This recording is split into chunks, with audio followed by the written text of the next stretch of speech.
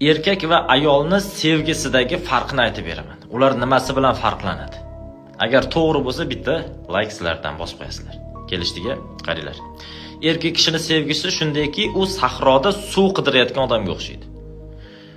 Suv topib, chanqog'i qongandan keyin yo'lida davom etadi. Endi unga suv unchalik ham muhim emas. Chanqog'i qondi, nafs to'ydi, ketadi, endi yo'lida davom etadi.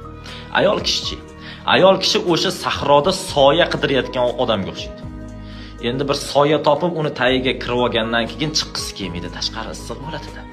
O'sha soyani tagida endi u xotirjam, maza qilib yashash xohlaydi. Chiqqisi kelmaydi tashqariga. Bu ayol kishining sevgisi.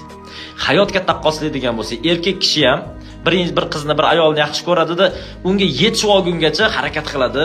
Seni yaxshi ko'raman, o'ldim, kuydim. Yetib olgandan keyin, nafs qongandan keyin nima bo'ladi? Unchalik ham e'tibor qilmay qo'yadi. Ayol kishi eri uchun jonini berib yuboradi, umrini berib yuboradi, hamma narsasini berib yuboradi. To'g'rimi? Arziydimi? Bosamiz.